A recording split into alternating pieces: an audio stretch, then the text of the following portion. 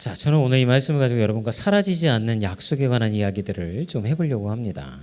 먼저 이 본문에 대한 이해가 좀 필요할 것 같아요. 그래서 이 본문에 대한 설명을 좀 드릴 테니까 여러분 좀 잘 따라와 주셨으면 좋겠습니다. 우선은 이 에스겔서 19장은 애가라고 표현되어 있어요.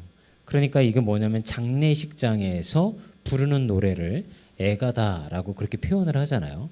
근데 하나님께서 이 에스겔에게 오셔서 뭐라고 하냐면 너는 이 이스라엘 백성들을 위하여 장례식장에서 부르는 노래를 불러라 이렇게 얘기를 하신 거예요. 그러면 에스겔에서 입장에서 봤을 때에는 하나님 이 백성을 빨리 회개시켜서 멸망의 길을 가지 않도록 하는 게 제 임무이지 않습니까? 저를 선지자로 세워주셨으니까. 근데 왜 저보고 장송곡을 부르라고 하십니까? 왜 이런 생각이 이제 드는 거죠. 그래서 그 이유를 제가 말씀을 설명하면서 좀 여러분들과 함께 본문에 대한 이해도를 좀 높여왔으면 좋겠습니다. 2절부터 부르면 이렇게 되어 있어요. 말씀에 부르라 내 어머니는 무엇이냐 암사자라 그가 사자들 가운데에 엎드려 젊은 사자 중에서 그 새끼를 기르는데 여기서 암사자는 뭐냐면 유다 왕국을 가리키는 거예요. 그러니까 이스라엘 북이스라엘과 유다 왕국으로 나뉘어졌잖아요. 북이스라엘은 이미 아시리아에 의해서 멸망당했고 유다 왕국만 지금 남아있는 상태예요. 이것도 지금 바벨론 제국에 의하여서 목숨이 간당간당합니다. 근데 하나님께서 뭐라고 하냐면 이 유다 왕국은 암사자 같다는 거예요. 그래서 그가 사자들 가운데 엎드려 젊은 사자 중에서 새끼를 기르는데 이 새끼가 바로 왕을 가리키는 거예요. 그러니까 그 당시에 이 요시야 왕이 종교개혁을 일으켰잖아요. 그리고 나서 아들이 넷 있었는데 요하난이라고 하는 첫째 아들은 성경에 언급이 안 됩니다. 그가 왕이 안 된 것 같아요. 그런데 넷째를 왕으로 세웁니다. 그의 이름이 뭐냐면 여아하스라고 하는 왕을 세우게 되어지는 거예요. 그래서 이 말이 뭐냐면 젊은 사자 중에서 새끼를 기르는데 라고 하는 얘기가 왕으로 세웠는데 이렇게 얘기가 되는 거예요. 여호아스를 이스라엘의 왕으로 유대 백성들이 세웠는데 그럼 3절에 보면 그 새끼 하나를 키우매 젊은 사자가 되어 먹이 물어 뜯기를 배워 사람을 삼키매 이거 뭐냐면 왕으로 세워놨더니 얘가 하나님의 말씀을 따라서 이 백성을 잘 끌고 가는 게 아니라 오히려 자기의 욕망대로 폭정을 일삼았다라는 얘기를 표현을 해주고 있는 거예요. 그랬더니 사절에 뭐라고 합니까? 이방이 듣고 함정으로 그를 잡아 갈고리를 꿰어 끌고 애굽 땅으로 간지라. 그런데 이렇게 폭정을 일삼는다는 얘기를 듣고 애굽의 왕이 와서 이 왕을 잡아다가 자기네 애굽 땅으로 끌고 갔다라고 하는 얘기를 하고 있는 겁니다.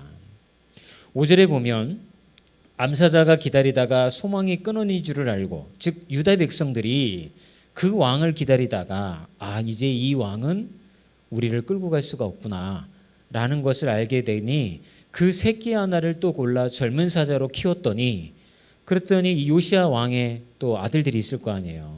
그죠? 둘째, 셋째도 있을 거 아니에요. 그래서 거기에 둘째였던 여호와김을 왕으로 세웠다는 얘기가 바로 이 5절의 말씀인 거예요. 그 왕을 또 세웠더니 6절에 뭐라고 그러냐면 젊은 사자가 되매 여러 사자 가운데에서 왕래하며 먹이 물어 뜯기를 배워 사람을 삼키매 그 왕 역시 폭정을 일삼는 왕이 되었다. 사람을 삼켰다라고 하는 건 그만큼 폭정을 일삼았다 이런 얘기를 하고 있는 거예요. 7절에 보면 그의 궁궐들을 헐고 성읍들을 부수니 그 우는 소리로 말미암아 땅과 그 안에 가득한 것이 황폐한지라. 8절에 이방이 포위하고 있는 지방에서 그를 치러 와서 그의 위에 그물을 치고 함정을 잡아 우리에 넣고 갈고리를 꿰어 끌고 바벨론 왕에 이르렀더니 그랬더니 그렇게 폭정을 일삼았더니 바벨론의 왕이 군대를 동원해서 이 왕 역시 쇠사슬에 묶어서 바벨론으로 끌고 갔다라는 얘기를 그렇게 표현하고 있는 것입니다. 그리고 나서 10절에 가보면 이렇게 얘기하고 있어요. 내 피의 어머니는 물가에 심겨진 포도나무 같아서 물이 많으므로 열매가 많고 가지가 무성하며 갑자기 하나님은 이 유다 왕국을 갖다가 포도나무로 그렇게 비유하여서 설명하기 시작을 합니다. 그리고 그 밑에 말씀을 쭉 보게 되어지면 이 말씀을 통하여서 유다 백성 중에 가지나무가 될 만한, 규가 되어질 수 있고 왕권을 지켜나갈 수 있는 가지로 키웠으나 그것의 안에서 내부로부터 문제가 생겨서 그것 역시 소실되었다. 그러면서 14절에 뭐라고 얘기하고 있어요? 불이 그 가지 중 하나에서부터 나와 그 열매를 태우니 권세 잡은 자의 규가 될 만한 강한 가지가 없도다 하라. 이것이 애가라. 이제는 다윗 왕의 후손이 이스라엘의 왕으로 세워질 만한 제목이 없다라는 얘기를 하나님은 에스겔에게 이렇게 설명해 주고 계시는 거예요. 이제 요거에 대한 이해를 좀 하시고요. 여기서 한 단어가 나오잖아요. 규가 뭐냐면 왕들이 이렇게 지휘봉 같은 거를 쥐고 있잖아요. 그래서 뭔가 명령을 하거나 이렇게 할 때 그 규를 이렇게 하잖아요. 에스더서를 보게 되어지면 그 왕에게로 나갈 때에 왕이 부르지 않았는데 나아갔을 때에 왕이 규를 내밀어 그 사람이 그거를 잡으면 살리되, 만약 왕이 부르지 않았는데도 누군가 나가서 그 규를 잡지 아니하면 죽임을 당하는 법률이 있었죠. 그 에스더가 그때 내가 죽으면 죽으리라 라고 하는 마음으로 나갔을 때 왕이 규를 내밀었다, 이런 대목이 나옵니다. 그러니까 규가 이 왕권을 나타내고 이것이 권위를 나타내는 상징이 규가 되어지는 거예요. 자, 여기까지가 이제 본문에 대한 말씀의 이해였다면요, 제가 이제 오늘 말씀을 좀 이제 설명을 해볼게요, 여러분. 에스겔서 이 19장을 이해하려면 여러분 창세기 49장을 떠올려야 돼요. 왜 그러냐면 창세기 49장 10절에 가면 이렇게 말씀이 기록되어져 있기 때문에 그런 거예요. 한번 띄워보세요. 창세기 49장 10절의 말씀입니다. 읽어볼까요? 시작. 규가 유다를 떠나지 아니하며 통치자의 지팡이가 그 발 사이에 떠나지 아니하리니. 이게 무슨 얘기냐면 여러분, 야곱이 자기의 12아들들을 모아놓고 축복을 합니다. 근데 특별히 유다 그 아들을 불러놓고 뭐라고 얘기하냐면 너의 후손들이 이스라엘의 영원한 왕들이 되어질 것이다 라고 축복을 하는 말씀이 바로 이 말씀인 거예요. 규가 유다를 떠나지 아니하며, 유다는 야곱의 아들이잖아요. 떠나지 아니하며 통치자의 지팡이가 그 발 사이에 떠나지 아니할 것이다. 왕권이 너의 자손에게 계속해서 이어지게 되어질 것이다 라고 그렇게 축복했던 말씀이 바로 이 말씀이었던 거죠. 결국 이건 뭘 얘기하냐면 남유다 왕국의 다윗의 후손들, 유다의 후손을 통하여서 다윗 왕이 나오잖아요.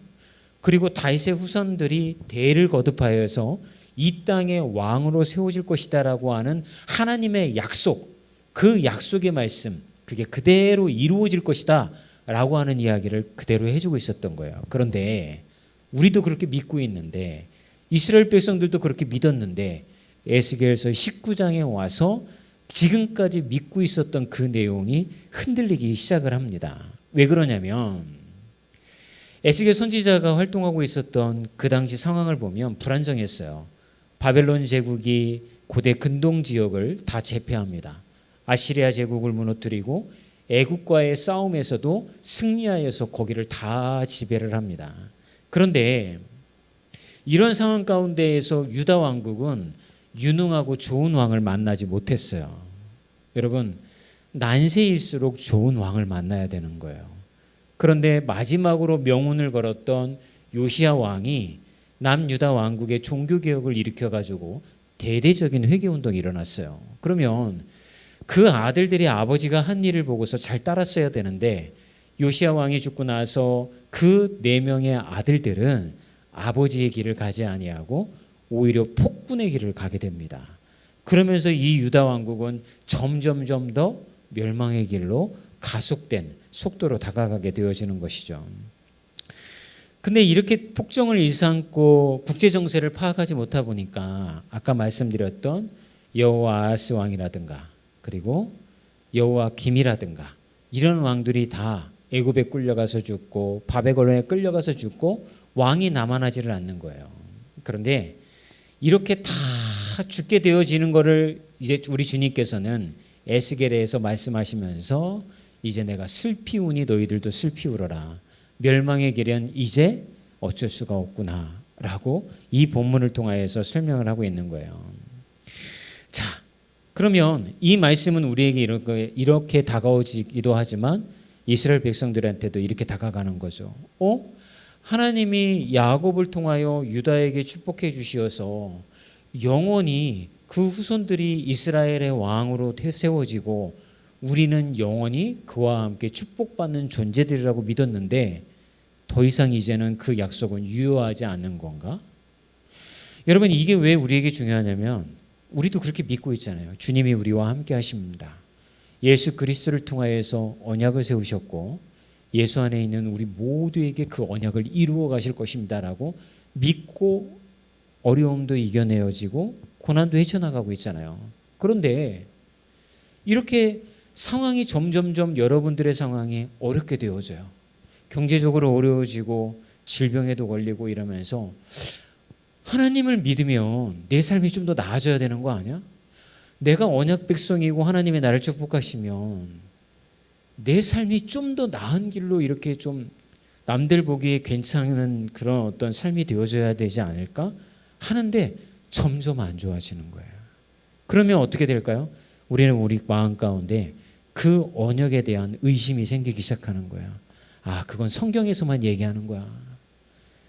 실제 나의 삶과 성경에서 이야기하는 하나님의 약속은 같이 갈 수가 없는 거야. 그리고 말씀은 교회 안에서만 우리끼리 맞다 손뼉치면서 얘기할 뿐이지 실제로 나의 삶 안에서는 그거는 이루어지는 게 아니야. 오히려 세상적인 방법들을 통하여서 내가 뭔가 이익이 되는 길을 걸어가는 게 나에게 유익이 되어지는 거지. 말씀대로 세상 가운데 살다가는 쪽박차기 제일 십상이야 라고 하는 생각이 우리에게 생긴다라고 하는 거예요. 여러분, 이거 굉장히 중요한 말씀인 거예요. 여러분, 그런 경험 없으십니까? 진짜로? 말씀대로 살아보려고 하는데 내 삶에 응답이 이루어지지 않아요. 말씀대로 지켜 이루어 해보려고 하는데 내 삶 안에서 하나님의 역사가 보이지 않는 거예요. 그럴 때 여러분, 우리는 교회 안에서의 신앙과 실제로 내 삶 안에서의 신앙을 분리시켜버리는 거예요. 그러니까 교회에서는 열심히 은혜 받았다고 하면서도 세상에 나아가서는 변화된 모습으로 살아가지 아니하고 세상의 원리대로 그냥 그렇게 살아가니까 세상 사람들이 우리를 욕하죠. 야, 예수 믿는 사람들이 더 악하고 안 좋은 것 같아. 이런 얘기의 평가들을 우리에게 듣는다라고 하는 거죠. 자, 그런데 오늘 이 19장에 한 가지 반전이 일어납니다. 오늘 본문을 보게 되어지면 여기에 등장하지 않는 한 사람이 있습니다. 왕들이 다 끌려가서 죽임을 맞이하는데 어떤 왕이 이제 세워지게 되어지냐면 여호야김이 아니라 여호야긴이라고 하는 왕이 세워집니다. 많이 헷갈리실 것 같아요. 그죠? 여호아하스, 여호야김, 여호야긴 막 이렇게 표현을 하는데 여호야긴은 누구냐면 여호야김의 아들이 여호야긴입니다. 제가 설교를 준비를 하면서도 우리 성도님들이 아마 이 이름 때문에 다 헤매시겠구나. 너무나 비슷한 이름이고 누가 누구인지 알 수가 있나. 뭐 어쨌든 그건 중요하지 않습니다. 19장에 표현은 안 돼 있는데요. 이제 여호아하스가 애굽으로 끌려가 가지고서 거기서 죽임을 당하거든요. 그리고 나서 이제 세운 왕이 여호야김이라고 하는 왕이라고 그랬잖아요. 근데 여기는 바벨론에 끌려가서 죽어요. 그러니까 백성들이 어떻게 하냐면 이 여호야김의 아들이었던 8살 난 아들을 이 유다 왕국의 왕으로 세우게 되어져요. 근데 8살밖에 안 됐으니까 여러분 무슨 통치를 합니까? 똑바로 하겠어요. 그러니까 바벨론이 이렇게 3달 동안 지켜보다가요, 그 아들도 자기네 나라로 잡아가 버립니다. 그리고 나서 이제 왕이 없는 그런 상황 가운데 마지막으로 본문에 나중에 표현되게 되면 시드기야라고 하는 유다의 마지막 왕이 세워지기는 해요. 근데 그 사람도 나중에 바벨론의 반역을 꾀했다가 두 눈이 뽑히고 바벨론으로 쇠사슬에 묶여 끌려가서 죽임을 당하고 유다 왕국은 마침내 멸망을 당하게 되죠. 자, 그런데 오늘 얘기하고 싶은 건 뭐냐면 19장에 언급이 되어지지 않는 여호야긴이라고 하는 그 8살 난 왕의 이야기를 여러분들한테 하려고 그래요. 석 달 동안 왕노릇을 했지만 8살에 바벨론에 포로로 끌려갔잖아요. 그리고 바벨론에 가가지고요 37년을 감옥에 갇혀서 생활을 하게 됩니다.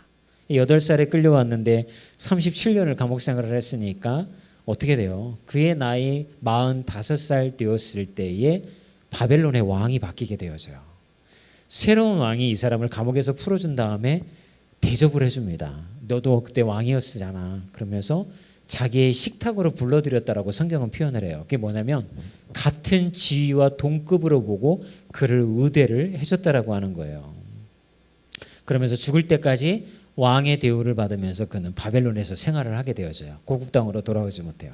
자, 그런데 놀라운 일이 벌어져요. 우리 마태복음 1장 12절로 가보겠습니다. 마태복음 1장 12절. 예. 있죠? 앞에 말씀이 있죠? 한번 읽어볼까요? 시작.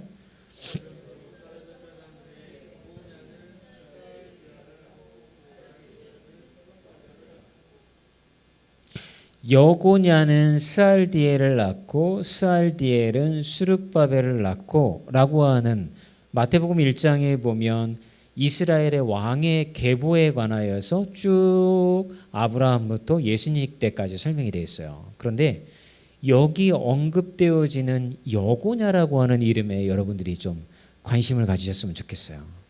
이 여고냐가 누구냐면 바로 8살 때 포로로 끌려갔던 여호야긴 왕의 또 다른 이름이 바로 이 여고냐라고 하는 이름인 것입니다.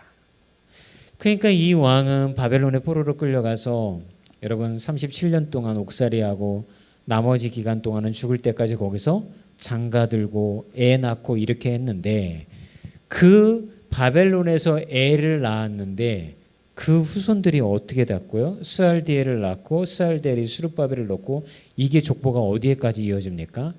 예수님까지 이어지게 되어지는 거예요. 모든 이스라엘 백성들은요, 우리 하나님께서 그들을 구원하시기 위해서 메시아를 보낸다는 사실을 더 이상 믿지 않았습니다. 하나님이 살아계시다고 한다면 이 유다 왕국을 영원히 다윗의 계보를 통하여 지켜주신다라고 했으니까 야곱이 유다를 축복할 때에 이 규가 영원히 너와 후손들과 함께하겠다라고 하는 축복의 말씀을 주셨으니까 그 나라가 영원할 거라고 믿었던 거예요. 근데 현실은 어땠어요? 멸망당했어요.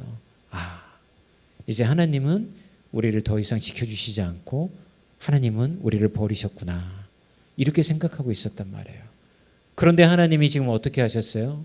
멸망당한 것처럼 보였던 그 이스라엘의 왕의 계보를 여전히 바벨론 땅에서 사람들이 느끼지 못하고 있는 상황 속에서도 이어가고 계셨다라고 하는 거예요. 여러분, 저는 오늘 이 말씀을 통해 여러분들에게 굉장한 큰 위로가 되셨으면 좋겠어요. 왜냐하면 우리도 이스라엘 백성처럼 생각해요. 하나님 살아계시면 내 문제 해결해 주셔야죠. 하나님 살아계시면 이 병도 낫게 해주셔야죠. 우리가 그렇게 기도하고 하나님 앞에 매달리고 봉사하고 수고했는데 하나님 뭔가 역사해 주셔야 되는 거 아니에요? 그런데 상황은 유다 왕국이 멸망하는 것처럼 점점 안 좋아지고 하나님이 나와 함께 하신다라고 하는 그 약속의 말씀, 지켜주신다라고 하는 약속의 말씀도 이미 아무 영향력을 미치지 못하는 말씀처럼 우리는 생각하는 상황 가운데 놓일 수 있다라고 하는 거예요. 그럴 때에 여러분, 우리는 어디를 바라봐야 할까요? 오늘 에스겔서 19장은 그 얘기를 해주는 거예요. 여러분이 아직 발견하지 못하고 여러분의 눈에 보이지 않는 그런 상황 속에서 우리 하나님께서는 이 약속을 충실히 이행해 가고 계시다라고 하는 거예요. 여러분, 우리는 왜 약속의 말씀을 붙들고 나가야 됩니까? 하나님이 일하고 계시니까. 왜 우리가 이 약속의 말씀을 붙들고 신앙생활을 열심히 해나가고 우리의 자녀들에게도 이 신앙의 유산을 밀려주기 위하여서 그토록 우리가 애를 써야 합니까? 하나님이 우리에게 약속하신 그 약속에 살아계신 하나님의 말씀이 여전히 우리가 알지 못하는 상황 가운데 이루어져 가고 계시기 때문에 우리는 그 약속을 바라보며 이 현세를 넘어선 하나님의 일하심을 보고 그 약속을 믿으며 걸어가야 되는 줄을 믿습니다. 오늘 본문이 우리에게 첫 번째 얘기해 주는 게 바로 그것이에요. 하나님의 약속은 멈추지 않습니다. 여러분 때에 이루어지지 아니하면 여러분 자녀 때에 분명히 기도한 것이 응답되어질 줄 믿습니다. 그런데 우리의 신앙은 어디에 초점이 맞춰져 있어요? 주님, 아니에요. 내 자식의 때에 이루어지는 거 원치 않아요. 하나님, 내 때에 이루어 주셔야 되는 거예요. 내 때에 복 받아야 된다고요. 내 때에 안 주면 하나님, 나 죽고 나면 무슨 의미가 있어요? 그게 이게 여러분 이 시대를 살아가고 있는 우리의 신앙의 모습일 수도 있고, 그 당시에 유다 왕국이 멸망의 땅을 걸어가고 있을 때에 그들의 신앙의 모습일 수도 있어요. 그러나 여러분, 포기하시면 안 돼요. 그렇구나, 내가 아직 보지 못하고 아직 내가 발견하지 못했지만 그 약속의 말씀은 살아있고 일하고 계시구나 라는 걸 믿고 믿음의 길을 걸어가셨으면 좋겠습니다. 두 번째는 동일한 얘기지만요, 약속을 믿고 담대하게 살아가십시오.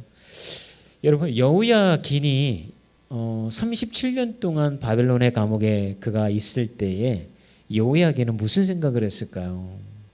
아마 속으로 그런 생각을 했을 거예요. 야, 우리의 조상들에게 하나님이 말씀하시기를 그 왕의 통치의 권세를 상징하는 규가 우리를 영원히 떠나지 않을 것이다라고 분명히 말씀으로 배웠고 그것을 믿으며 살아왔는데, 내 상황을 바라보니 나는 지금 이 어두운 감옥 속에서 이렇게 포로로 살아가고 있구나. 도대체 하나님의 말씀은 무슨 의미가 있는 거지 나에게? 이렇게 생각했을 거예요. 근데 반복해서 우리에게 얘기해 주시잖아요. 그럼에도 불구하고 그는 한탄하며 자신의 삶을 살았지만 그냥 살던 대로 결혼하였고 살던 대로 거기서 애 낳고 그렇게 살았지만 우리가 하던 대로 그 하는 삶 속에서 하나님은 그 예수 그리스도의 메시아를 이 땅에 보내기 위한 그 길을 차곡차곡 준비하고 계셨다라고 하는 거예요. 혹시 제가 이런 말씀을 드리면 여러분이 좀 오해를 하실 수도 있는데 너무 열심히 살지 않으셔도 됩니다. 누군가 이런 얘기를 하더라고요. 무슨 일을 시작을 할 때 어떤 사람은 완벽하게 그 일을 준비를 해서 시작을 하려고 한대요. 그러다 보니까 그 사람을 시작을 못 한대요. 완벽하게 준비되는 때는 없잖아요. 그러니까 누가 그런 얘기를 하더라고요. 한 70%만 준비됐으면 시작하십시오. 나머지 30%는 하다 보면 될 수도 있습니다. 여러분, 우리는 신앙생활을 하면서 하나님의 역사나 신앙생활에 있어서 막 너무 열심히 하려고 그래요. 근데 그러다 보니까 이게 짐이 되어져요. 짐이. 신앙생활이 짐이 되어지는 거예요. 봉사도 짐이 되어지고 헌금 생활하는 것도 짐이 되어지고 모든 게 나를 억누르는 그런 게 되어지는 거야. 근데 주님은 우리에게 뭐라고 하냐면, 야, 너 왜 이렇게 짐을 지고 걸어가고 있는 거야? 나에게 맡겼다고 그랬잖아. 그러면 너는 좀 가볍게 그 길을 걸어가야 되는 거 아니야? 너는 좀 쉬고 평안을 누려야지. 왜 이렇게 너 혼자 다 그 짐을 짊어지고 가? 나에게 맡겨. 그 말씀을 수고하고 무거운 짐진자다라는 말씀을 통해서 우리에게 얘기해주고 있잖아요. 그죠? 저는 오늘 이야기가 여러분들에게 조금이나마 쉼과 짐을 덜어주는 말씀이 됐으면 좋겠어요. 여러분들이 막 죽으라고 열심히 해야 하나님의 일이 이루어지는 게 아니에요. 어쩌면 여러분들이 설렁설렁하고 신앙생활을 하지 않는 것 같이 보이기도 하고, 또는 우리 자녀를 바라보면서 신앙이 없는 것 같아서 얘가 나중에 정말 예수님을 온전하게 믿으며 살아갈 수나 있을까 걱정이 되어지기도 하고, 뭐 이럴 때 저는 이 말씀을 여러분들이 떠올리셨으면 좋겠어요. 우리가 보지 못하고 우리가 깨닫지 못하지만 하나님은 이미 이 약속의 말씀을 통하여서 우리에게 먼저 하시겠다라고 약속해 주셨다는 거예요.